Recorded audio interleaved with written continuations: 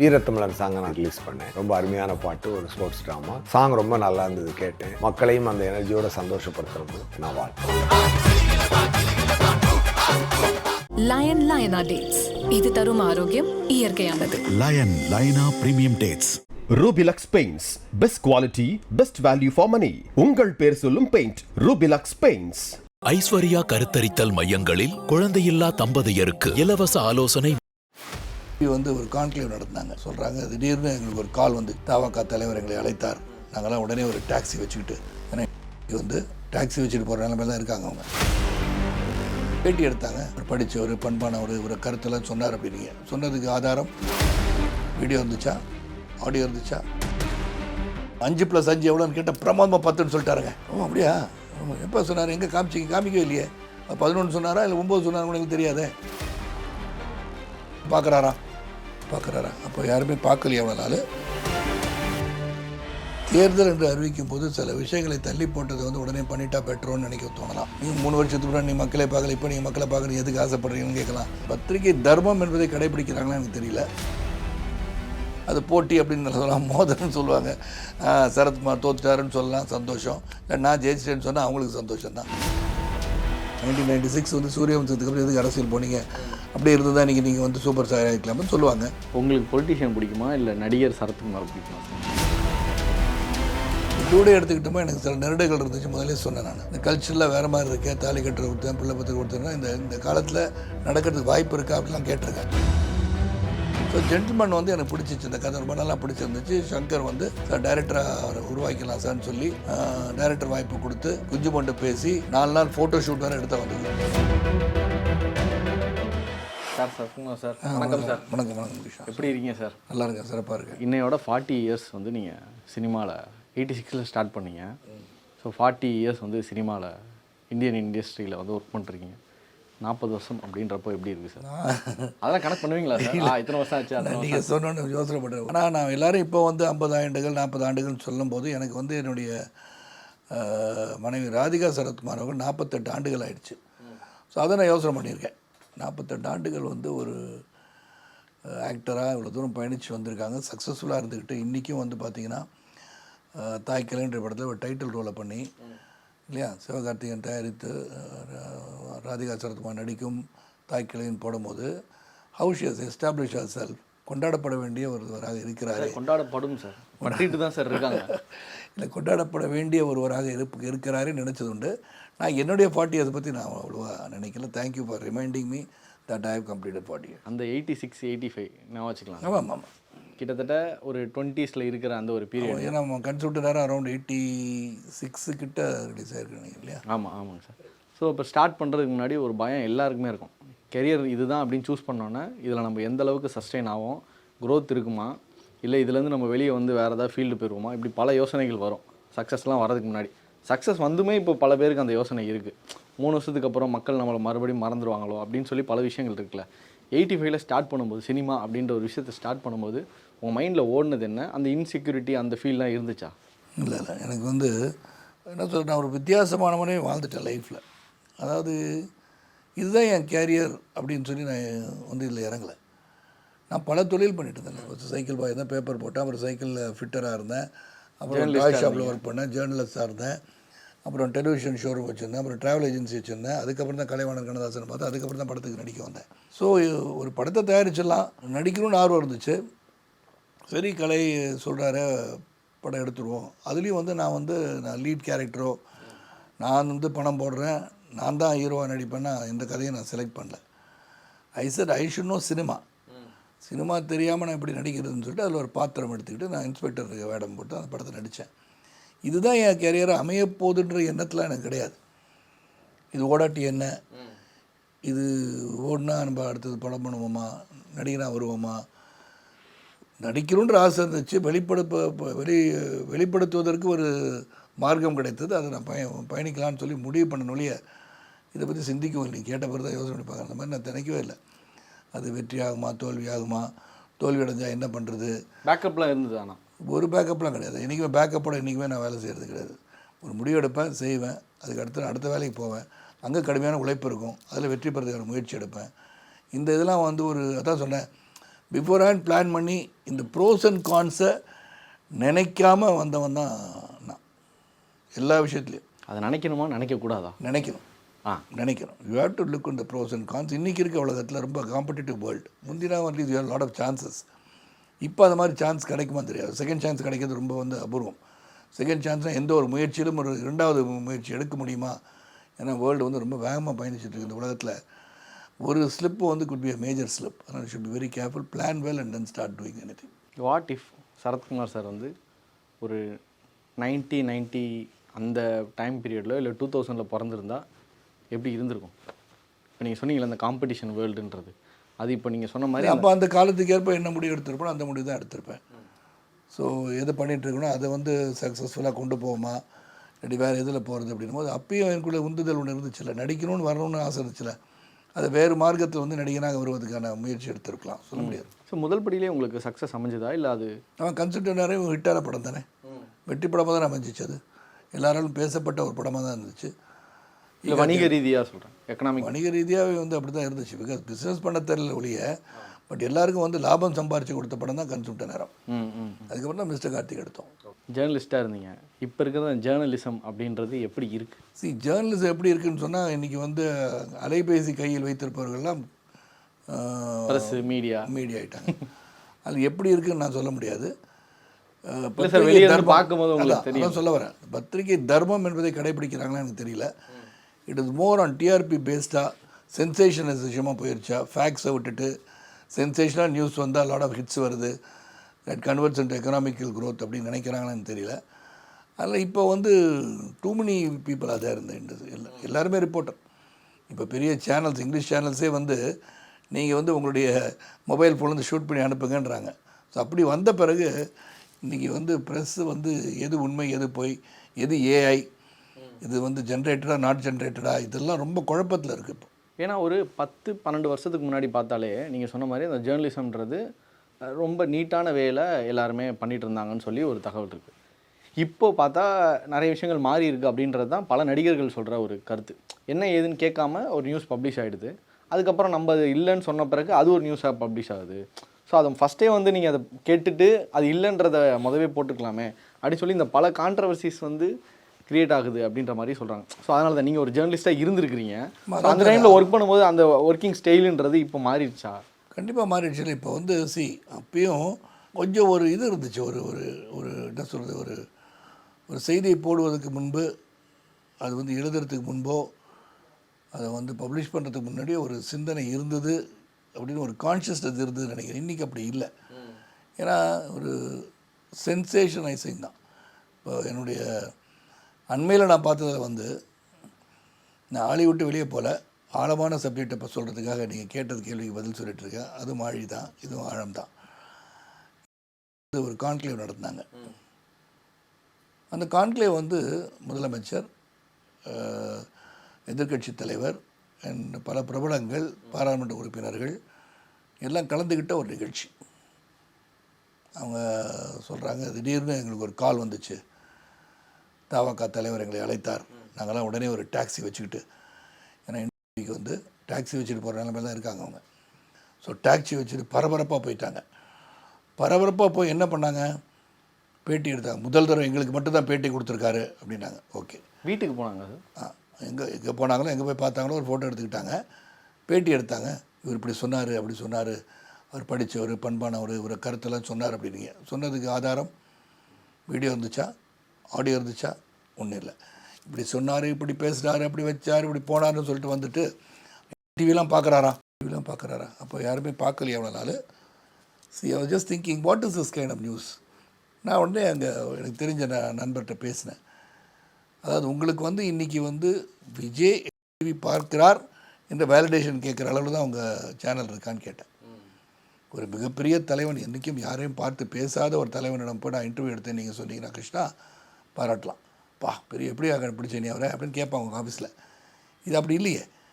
நீங்கள் பேசுகிறாரான்னு தெரியாது மக்களுக்கு, வீடியோவும் கிடையாது, ஆடியோவும் கிடையாது. 5+5 எவ்வளோன்னு கேட்டால் பிரமாதமாக 10ன்னு சொல்லிட்டாருங்க. அப்படியா, எப்போ சொன்னார், எங்கே காமிக்கவே இல்லையே, 11 சொன்னாரா இல்லை 9 சொன்னார் எனக்கு தெரியாதே. அப்போ நான் என்ன சொல்லணும்னா, இப்போ நான் வந்து நீங்கள் வரீங்க, நான் வந்து இப்போ இந்த கேமரா முன்னாடி நின்றுட்டு ஒரு ஃபோட்டோ எடுத்துக்கிட்டேன்னா அந்த ஃபோட்டோ நீங்கள் வந்து பக்கத்தில் அந்த பக்கம் நின்றுணும், ஃபோட்டோ எடுத்துக்கிட்டு சரத்குமார் இப்படிலாம் சொன்னால் நீங்களே போட்டுக்கலாமே, நான் எதுக்கு? அப்போ இதுதான் இந்த அளவுக்கு தான் இப்போ ரிப்போர்ட்டிங் தருது. கேட்டால் என்ன சொல்கிறாங்க, there is a lot of hits. இந்த மாதிரி இந்த இது போட்டோன்னே அந்த எடிடிக்கு வந்து அவ்வளோ ஹிட்ஸ் வந்துருச்சான். ஆக்சுவலாக இன்டர்வியூ லைவ் ஆகுதுன்னு சொல்லியே ஒரு நியூஸ் வந்துச்சு. லைவ் பண்ண வேண்டியதானே? ஆனால் அது வீடியோ எடுக்கலன்றதா அதுக்கப்புறம் அதான் சரிப்பா வரட்டுமே. ஏன் அது இப்போ என்ன what sort of journalism is that? அது ஏற்றுக்கொள்ளப்படுகிற ஜேர்னலிசமாக யூ டெல் மீ.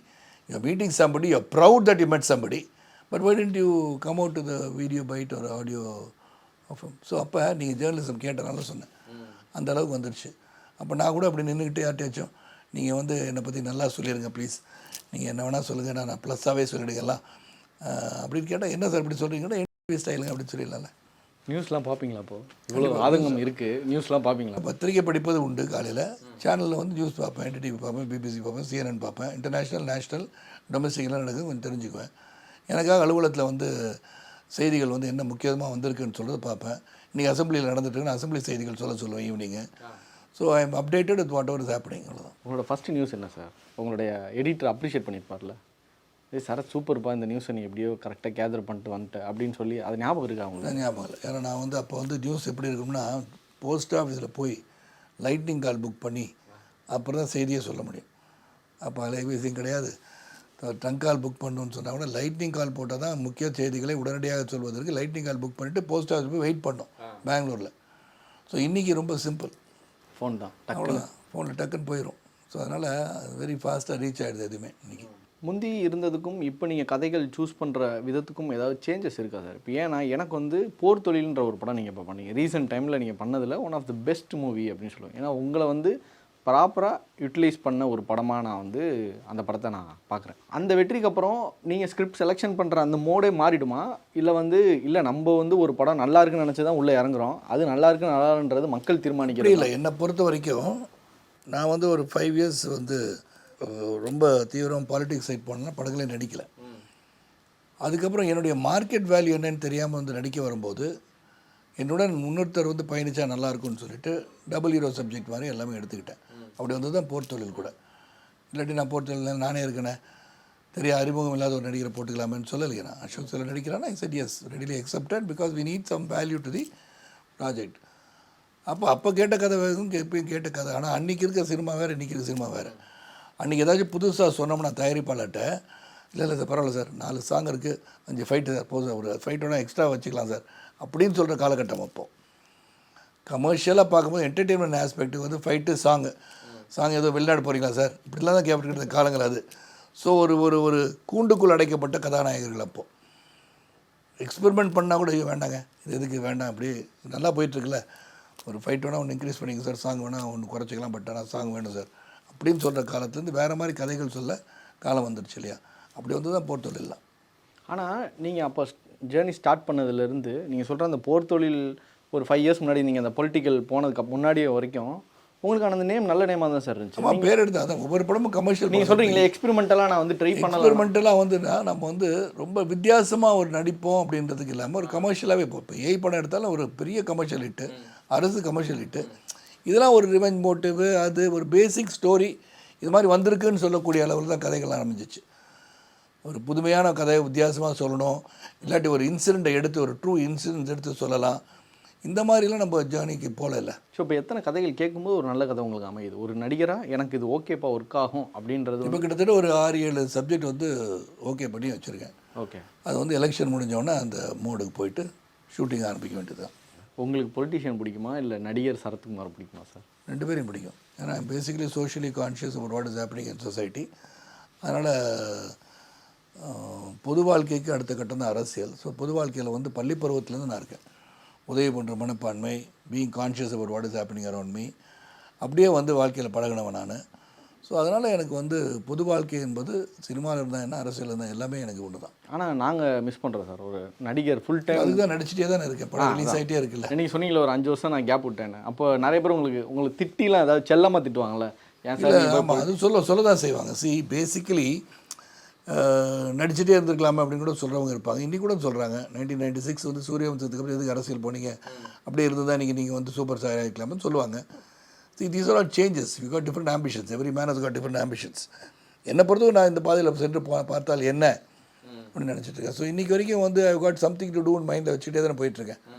ஸோ அந்த மாதிரி போதும்ன்ற மனம் வந்து இப்போ நான் என்ன சொல்லணும் இளைஞர்களுக்கு 35 to 40 you should retire. Okay. Retire from whatever you do. Economical growth தானே பேசிக்காக. ஒரு மனிதன் அண்டர்ஸ்டாண்ட் இது got different kind of ambitions. இப்போ நான் கார் ரேஸில் வந்து வேர்ல்டு லெவலில் நான் நம்பர் 1 வரணுன்றது ஒரு ஆம்பிஷன். அப்போ அதை நோக்கி பயணிக்கும் போது அதுக்கும் ஒரு வயது காலம் தான் இருக்குது. ஸோ அந்த மாதிரி என்னை பொறுத்த வரைக்கும் இன்றைக்கி வந்து ஒரு படித்து முடிச்சுட்டு 21 வயசோ இல்லாட்டி ஒரு 24 வயசோ போஸ்ட் கிராஜுவேட் பண்ணி முடிச்சுட்டு போனால் I think in 15 years you think what you wants to do and achieve in that field. And உண்ண உணவு உடுக்க உடை இருக்க இடம் போதுமான அளவுக்கு வசதி என்று சொன்னால் அவன் வந்து மெக்கானிக்கலாக இவர் எங்கே இருந்தாலும் வந்து அவனுடைய அலுவலகமோ அவனுடைய பணியோ நடக்கிற மாதிரி பண்ணிவிட்டு you should relax in life நான் நினைக்கிறேன்.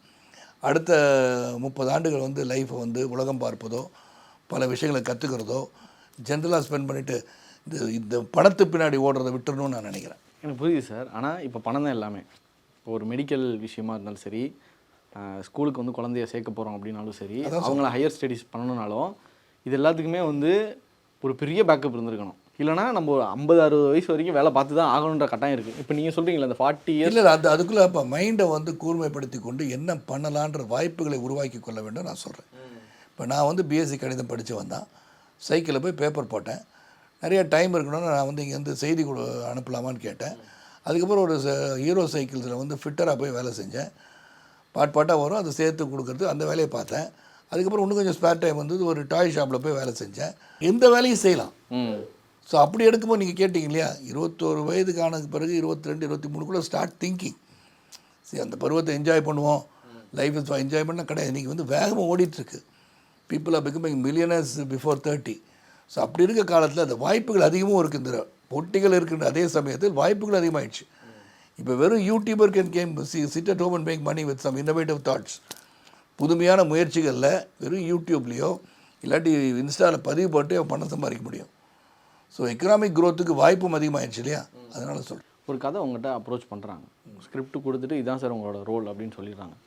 இதுக்கும் ஷூட்டிங் டேஸ்க்கும் இடப்பட்ட ஒரு நாட்கள் இருக்குல்ல, இதுக்குள்ளே அந்த ஆக்டிங் ப்ராசஸ், அந்த மெத்தட், அந்த மாதிரி ஏதாவது நீங்கள் கோ த்ரூ பண்ணுவீங்களா? கண்டிப்பாக. இல்லை அதெல்லாம் அந்த ஸ்கிரிப்டை கொடுத்தோன்னா முதல்ல அந்த ஸ்கிரிப்ட் பிடிச்சிருக்குன்னு சொன்னால் வந்து ஒன்று கதையை வந்து சொல்லுவாங்க. அந்த ஸ்கிரிப்ட் புக்கு வந்து ரெடி ஆனவனுக்கு வந்து கொடுக்க சொல்லுவேன். அதையும் படித்து பார்த்து என்னுடைய கருத்துக்களை அதில் பதிவு பண்ணுவேன். அதை திரும்பி டைரக்டர்கிட்ட கொடுப்பேன். இதெல்லாம் கொஞ்சம் நெருடலாக இருக்குது, இது கொஞ்சம் பெட்டராக இருக்கலாமா, இந்த சீன் கன்சீவ் பண்ணியிருக்கு, இப்படி பண்ணியிருக்கீங்க, பட் இப்படி இருந்தால் நல்லா இருக்குமான்னு கொஞ்சம் பாருங்கள், இல்லாட்டி இப்படி தான் இருக்கணும்னு சொன்னால் ஃபைன், அந்த ஸ்கிரிப்டை வந்து லாக் பண்ணிட்டீங்கன்னா டைலாக் வந்து பர்ஃபெக்டாக இருந்துச்சுன்னா அதை என்னென்னு பார்த்துக்கிறேன்னு சொல்லிவிடுவேன். ஸோ அந்த script book will be lying with me. So whenever I have time I go through the script and lines பார்ப்பேன், இது எப்படி சொல்லலாம்னு யோசனை பண்ணி பார்ப்பேன். ஸோ அது ப்ரிப்பரேஷன் ஆக்டர் ப்ரிப்பேர்ஸ் மாதிரி ஐ prepare before going to the shoot. நிறைய லெஜெண்டரி டிரெக்டர்ஸ் கூட ஒர்க் பண்ணியிருக்கீங்க. இப்போ நீங்கள் சொன்னீங்க சில கரெக்ஷன்ஸ் இருக்கும் அப்படின்றது. ஒவ்வொருத்தவங்களோட இந்த மெச்சூரிட்டின்றது ஏஜ் பை ஏஜ் வந்து மாறிக்கிட்டே வரும். இப்போ நம்ம கரெக்டுன்னு நினைக்கிறது ஒரு 4 வருஷம் கழித்து போய் பார்த்தோம்னா தப்பு தான் அப்படின்றது தோணும். நீங்கள் அந்த சமயத்தில் அந்த டேரக்டர் சொல்லும்போது தப்பு அப்படின்னு எனக்கு தோணுச்சு. ஆனால் ஒரு 2 இயர்ஸோ இல்லை அந்த படம் ரிலீஸ்க்கு அப்புறம் தான் தெரிஞ்சுது இல்லை அந்த டேரக்டர் சொன்னது தான் கரெக்டு அப்படின்னு.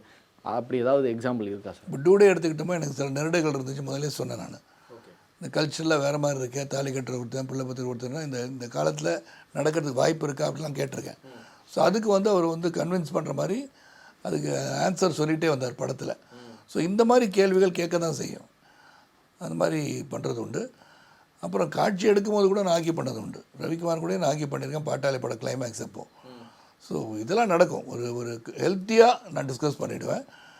அண்டு அதில் வந்து நியாயம் இருந்தால் மட்டுமே, அவங்க சொல்கிறது வந்து இன்னொரு 10 வருஷத்துக்கு அப்புறம் வந்து ஏற்றுக்கொள்ளப்படணும்னு சொன்னால் கூட இந்த காலகட்டத்தில் என்ன நடக்கும்னு தெரியணுன்றதை நான் விரும்புவேன். சீனியர் டேரக்டர்ஸ் வந்து இப்போது ஆலி படம் எடுத்திருக்கிற அந்த டேரக்டர் வரைக்கும் பல இயக்குநர்கள் கூட நீங்கள் ஒர்க் பண்ணிட்டே வரீங்க. அப்போது நீங்கள் சீனியர் எக்ஸ்பீரியன்ஸ்டான டேரக்டர்ஸ்கிட்ட ஒர்க் பண்ணுறதுக்கும் இப்போ அந்த புதுமுக இயக்குநர்கள் கூட ஒர்க் பண்ணுறதுக்கும் ஆனால் அந்த டிஃப்ரென்ஸ் என்னவா இருக்குது சார்? இல்லை, புதுமுக இயக்குநர்கள்னு சொல்லும்போது ரொம்ப டீப்பாக வந்து கதையை வந்து வெளியே கொண்டு வந்து வராங்க. ஆனால் எக்ஸிக்யூஷன் கரெக்டாக பண்ணால் தான் அது வெற்றி பெறும். ஸோ அந்த எக்ஸிக்யூஷன் பண்ணக்கூடிய ஒரு தன்மையோ இல்லை ஒரு குவாலிட்டியோ அவங்கள்ட்ட இருக்குன்றதை கணிக்கக்கூடிய அளவில் நம்ம இருக்கணும். முதல்ல விக்னேஷ் ராஜா வந்து கதை சொல்லும் போதே நான் உடனே பண்ணுறேன்னு சொன்னது காரணம் I knew this guy will deliver. நான் அந்தளவுக்கு ஹோம்ஒர்க் பண்ணியிருந்தார். ஸ்டோரி போர்டு வந்து கொண்டு டியூடும் பயங்கர ஹிட்டு சார். டியூடு வந்து கீர்த்தியாக இருந்தாலும் சரி, அவங்க சொல்லும் போது இதை சம் ஃபயர் இந்த நரேஷன் போது இவங்க சொல்கிறத நல்லா எடுப்பாங்கன்ற ஒரு வரும் spark. So sometime we also can make mistakes. சொல்கிறது ஒன்று எடுத்தது ஒன்றா இருக்கலாம். தலைமகன் பாலாஜின்னு அன்பு சகோதரர் வந்து நல்லா தான் எடுப்பார்னு நினச்சி தான் நான் கொடுத்தேன். இன்பிட்டின் அவருக்கே வந்து ஒரு கான்ஃபிடென்ஸ் எல்லாம் போச்சு. நான் அது பாதி படத்தை நான் டைரக்ட் பண்ணுற சூழல் வந்துடுச்சு. So sometime we also make errors in judgment. ஆலி சார். ஆழி வந்து ஒரு வித்தியாசமான திரைப்படம். ஏன்னா மாதவ ராமதாஸே வித்தியாசமாக படம் கொடுக்குறவர். அது மேல் விலாசமாக இருக்கட்டும், அப்போ இருக்கிற கேரியாக இருக்கும், எல்லாமே ஒரு செக்லூடட் பிளேஸில், ஒரு கன்ஃபைன்டு பிளேஸில் வந்து கதை சொல்கிறார் அவர். அது வந்து மேல் விலாசம் வந்து ஒரு கோர்ட் ரூம்லேயே வச்சு பண்ணார். இது ஒரு போட்டுக்குள்ளே வச்சு கதை சொல்லணும்னு ஆசைப்பட்டார். ஸோ ஐ திங்க் தொடர்ந்து அவர் இந்த மாதிரி வித்தியாசமான படம் இவருனா இந்த மாதிரி பண்ணியிருப்பார் அப்படின்ட்டு அதில் வெற்றி கண்டு விட்டால் மிகப்பெரிய அளவில் then he make films, different films பண்ண வாய்ப்பு வரும். இதில் வந்து என்னை பொறுத்த வரைக்கும் ஒரு இமோஷன், லவ் எமோஷன் தான் அது.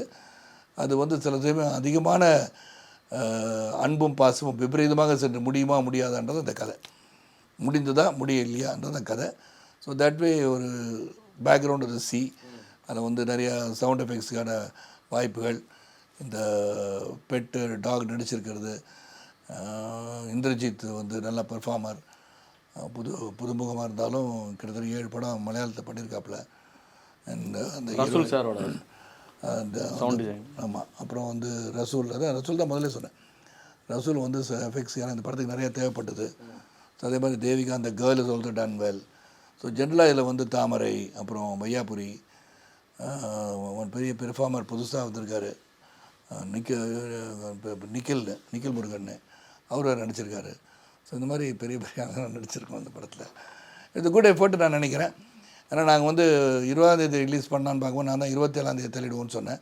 ஏன்னா தாய் கிழவி ரிலீஸ் ஆகுதுன்னு சொன்னாங்க. தாய் கிழவி 27 ஆயிடுச்சு. ஆமாம். ஸோ அதுவும் வந்து ஒரு நல்ல ரிப்போர்ட் உள்ள ஒரு படம்.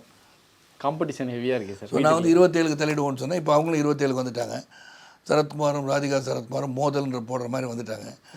ஸோ அது வந்து பேசிக்காக அது டிஃப்ரெண்ட் ஜானர். சார் எந்த படம் ஃபஸ்ட்டு போவீங்க? தாய் கிழவியை பார்த்துட்டேன். நான் கமல் சார், சிவகார்த்திகெல்லாம் உட்காந்து அன்றைக்கி படம் பார்த்துட்டோம். And done a great job எல்லாருமே. ஒவ்வொரு கலைஞரும் அந்த படத்தில், இந்த டைரக்டரும் சரி, அது வந்து ரொம்ப அருமையாக சிறப்பாக காமெடி மட்டும் இல்லை கருத்தோடு சொல்லியிருக்காங்க. ரொம்ப பிரமாதமாக வந்து என் மனைவி ராதிகா அவர் நடித்திருக்கிறாங்கன்னு சொல்லலாம். நீங்கள் சொன்ன மாதிரி அடுத்தது கமல் சாரோட ப்ரொடக்ஷனில் எஸ்கே வச்சு அதே டேரக்டர் படம் பண்ணுறாங்க. ஸோ அதனால் இது பேசிக்காக ஒரு நல்ல படம் பார்த்த ஒரு ஃபீலு. இங்கே ஆளி வந்து ஒரு வித்தியாசமான படம் தான். பட் அதில் இருக்கிற வந்து என்டர்டெயின்மெண்ட் தான் எதிர்பார்க்குறாங்கன்னு சொன்னால் அந்தளவுக்கு காமெடி, அந்த அளவுக்கு இல்லை. இதில் ஒரு மெசேஜ் இருக்குது, அதுலேயும் மெசேஜ் இருக்குது. ஸோ ரெண்டும் ஒரே நாளில் வரும்போது ஒரு சின்ன நெருடல் இருக்க தான் செய்யும். அது போட்டி அப்படின்னு சொல்லலாம், மோதல்னு சொல்லுவாங்க. சரத்குமார் தோத்துட்டாருன்னு சொல்லலாம், சந்தோஷம். இல்லை நான் ஜெயிச்சிட்டேன்னு சொன்னால் அவங்களுக்கு சந்தோஷம் தான். ஸோ தட் இஸ் மனைவிகிட்ட தோக்கிறது வந்து எல்லாரும் மனைவிட தோக்கிறது கிடையாது. இந்த படம் வழியால் வந்து அந்த படம் அதோட பெட்டராக பண்ணுதுன்னு சொன்னால் I will be happy. Nothing wrong with that. It's an effort. அந்த effort should succeed. We are doing our best. நீங்கள் 2 பேருமே வந்து என்ன கிட்டத்தட்ட ஒரு எல்லாருக்குமே ஒரு எக்ஸாம்பிளாக இருக்கீங்க. உங்கள் 2 பேரையும் பார்க்கும்போது பயங்கர எக்ஸாம்பிளாக இருக்கும். கிட்டத்தட்ட நிறைய பேர் சொல்கிற ஒரு அட்வைஸே வந்து உங்கள் ஒய்ஃப் கிட்ட நீங்கள் தோத்துட்டிங்கன்னா செல்வமணி சார் கூட சொல்லியிருப்பார். செல்வமணி சொன்னேன். அது வந்து நீங்கள் எவ்வளோ தூரம் அதை எதுக்காக தோக்குறீங்கன்னு இருக்கணும். ஒய்ஃப் கிட்ட தோத்துக்கணும். எல்லாரும் போய்ட்டு முதல் நாளே சரண்டர் ஆகி காலில் விழுந்து அம்மா தாய் அம்மா என்னை காப்பாற்றி கரை சேர்த்துருமான்னு சொல்ல முடியுமா? Everybody is got an opinion. It is only a balanced relationship.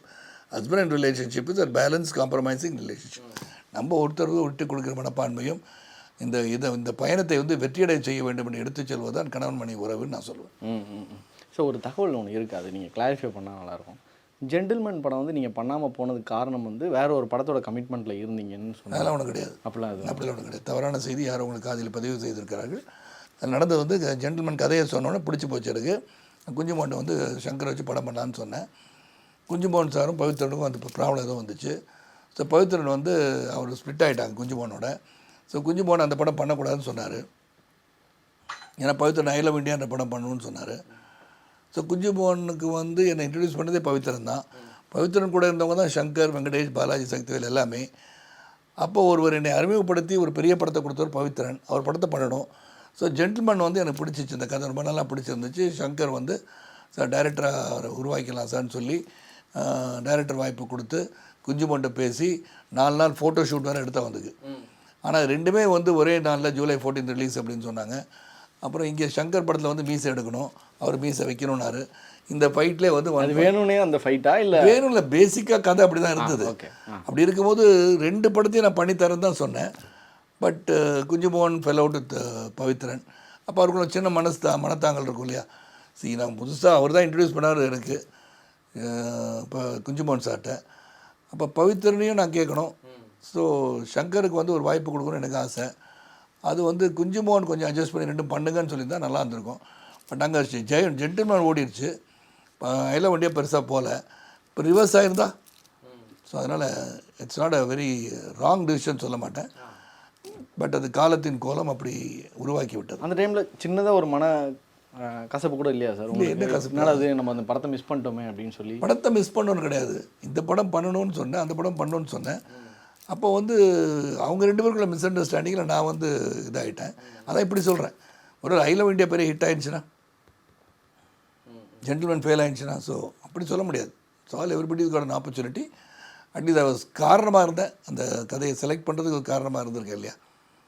Super sir. Last question sir, நீங்கள் ஒரு பொலிட்டிஷியன்றனால ஒரு காமன் மேனாக இந்த கொஸ்டின் கேட்குறேன். இப்போது ஒரு கட்சி வராங்க, ஒரு ஆட்சி செய்யறதுக்கு வருஷம் ஸ்டார்ட் பண்ணுறாங்க. இன்பிட்வீன் இருக்கிற அந்த 3 இயர்ஸ் வந்து பெருசாக ஒர்க் பண்ணலை அப்படின்னு சொல்லும்போது லாஸ்ட் 1 இயர் வந்து பயங்கரமாக பிக்கப் பண்ணி என்னென்ன கரெக்ஷன்ஸ்லாம் இருக்கோ அது வந்து தமிழ்நாட்டிலையோ இல்லை ஏதோ ஒரு ஸ்டேட்டில் வந்து பண்ண ஆரம்பிச்சிடுறாங்க. ரொம்ப வேகமாக பண்ணிடுறாங்கல்ல. அந்த 3 இயர்ஸ் வந்து அது வந்து பெருசாக மக்களை வந்து கவனிக்கிறது இல்லை அப்படின்ற ஒரு பெரிய ஒரு இதே இருக்குது. அதை எப்படி பார்க்குறீங்க சார்? அது உண்மையா? ஆமாவா? அது யார் வந்தாலுமே சார், யார் வந்தாலும் நான் என்ன சொல்லனா, தேர்தல் என்று அறிவிக்கும் போது சில விஷயங்களை தள்ளி போட்டதை வந்து உடனே பண்ணிட்டா பெட்ரோன்னு நினைக்க தோணலாம். அது வந்து அவங்க வந்து அடுத்த நாங்கள் கொடுத்த வாக்கை வந்து காப்பாற்றிட்டோம் அப்படின்னு சொல்கிறதுக்கு சில சமயத்தில் வந்து பிளான் பண்ணியிருப்பாங்க. இப்போ இது முக்கியமாக இல்லை, வேறு ஏதோ பண்ணுவோன்னு நினச்சிருக்கலாம். ஸோ அதனால் அதையெல்லாம் வந்து இப்போ வந்து அதை பண்ணியிருக்காங்களே, ஏன் இப்போ பண்ணாங்க, முன்னி பண்ண முடியலன்னு சொன்னால் அப்போ வந்து திருப்பி இன்னொரு கேள்வி கேட்கலாம்ல. நீங்கள் 3 வருஷத்துக்கு முன்னாடி நீ மக்களை பார்க்கல, இப்போ நீங்கள் மக்களை பார்க்கணும் எதுக்கு ஆசைப்படுறீங்கன்னு கேட்கலாம். So lot of thing pros and cons are there. So whatever happens people have to decide. எந்த இதுலேயும் அவங்க முடிவு பண்ணுற சக்தி அவங்க கையில் தான் இருக்குது. So they have to decide what they have done is right or wrong. அந்த முடிவுக்கு அவங்க ஒட்டுமொத்தமாக எடுக்க வேண்டிய முடிவுக்கு நம்ம பதில் சொல்லிட்டு இருக்க முடியாது. இப்போ நியூ ஜென்ரேஷனில் இருக்கிற பல இளம் தலைமுறை பொலிட்டிஷியன்ஸ் எல்லாமே வராங்க. அவங்களுக்கு நீங்கள் சொல்கிற ஒரு எல்லாம் அரசியல் வரணும் ஒரு எக்ஸ்பீரியன்ஸு பொலிட்டிஷியனாக நீங்கள் கொடுக்குற அட்வைஸ்? இல்லை, நான் தான் எல்லாருமே அரசியலுக்கு வரணும் தானே சொல்கிறேன். 18 வயசாகி எல்லோரும் வாக்களிக்கின்ற தன்மை வரும்போது நம்ம யாருக்காக வாக்களிக்கிறோம், எதற்காக வாக்களிக்கிறோம்னு தெரியும் போது தெரியணும். அப்போ வந்து அவங்க வந்து அரசியலில் தானே இருக்காங்க. அரசியல் இல்லாமல் எப்படி இருக்க முடியும்? நீங்கள் அரசியல் இல்லாட்டி நீங்கள் வந்து வெளிநாட்டுக்கே போக முடியாதே. ஏன்னா 2 கவர்மெண்ட்ஸ் ஆர் நீடட் இல்லை. இங்கே போலீஸ் வந்து உங்களுக்கு ரிப்போர்ட் கொடுக்கணும், நீங்கள் நல்லவன் சொல்லணும், இந்த கேஸ் எல்லாம் போலீஸ் தான் கொடுக்கணும். State government is involve, central government gives you passport. So basically you are the system. இந்த சிஸ்டத்துக்குள்ளே வரும்போது யார் நல்லது பண்ணுறாங்க, எப்படி பண்ணுறாங்க, என்ன மாதிரி தலைவர்கள் வரணும், என்ன மாதிரி நீங்கள் எதிர்பார்ப்பு என்ன, உங்களுக்கு வேலை கிடைத்ததா, கல்வி கிடைத்ததா, கல்விக்கேற்ற வேலை கிடைத்ததா, வேலைக்கேற்ற ஊதியம் கிடைச்சதா, இதெல்லாம் பார்க்கணும்ல. So you depends on you. உங்ககிட்ட தானே வாக்கு கொடுத்துருக்காங்க, மக்கள் தானே டிசைட் பண்ணணும். உங்களுடைய டிசிஷன் வந்து should be a good decision. And 2வது 100% வாக்களிப்பு இருக்கணும். நான் முந்தைய ஒரு தடவை சொல்லியிருந்தேன், நான் வந்து சினிமாவுக்கு வந்த புதுசிலே அப்போ வந்து அலைபேசி கிடையாது. நான் சொன்னேன், யார் ஓட்டு போடலையோ அவங்க டெலிஃபோன் கனெக்ஷன் கட் பண்ணிடுங்க, சாக்கடை வசதியை கட் பண்ணிவிடுங்க, தன்னாலே நெக்ஸ்ட் எலெக்ஷன் வந்து ஓட்டு போடுவாங்கன்னு சொன்னேன். ஸோ அது ரொம்ப ரொம்ப அவசியம். எல்லோரும் வீட்டில் வந்து ஹாலிடே நினச்சி உட்காந்துறது வந்து ரொம்ப பெரிய தவறுன்னு சொல்கிறேன். ஸோ உங்களுடைய moral responsibility is go and vote. அது பண்ணாலே எல்லாருமே அரசியல் இருக்குது, நல்லது. ரொம்ப ரொம்ப நன்றி சார். நிறைய விஷயங்கள் பேசுனீங்க. Thank you so much. ஆளி வெற்றிபடைய வாழ்த்துக்கள் சார். தேங்க்யூ. லயன் லயனா டேட்ஸ், இது தரும் ஆரோக்கியம் இயற்கையானது. லயன் லயனா பிரீமியம் டேட்ஸ். ரூபிலக்ஸ் paints, best quality, best value for money. உங்கள் பேர் சொல்லும் பெயிண்ட் ரூபிலக்ஸ் பெயிண்ட்ஸ். ஐஸ்வர்யா கருத்தரித்தல் மையங்களில் குழந்தையில்லா தம்பதியருக்கு இலவச ஆலோசனை. வீரத்தமிழன் சாங்கை நான் ரிலீஸ் பண்ணேன். ரொம்ப அருமையான பாட்டு, ஒரு ஸ்போர்ட்ஸ் ட்ராமா. சாங் ரொம்ப நல்லா இருந்தது, கேட்டேன். மக்களையும் அந்த எனர்ஜியோட சந்தோஷப்படுத்துறது நான் வாழ்க்கை.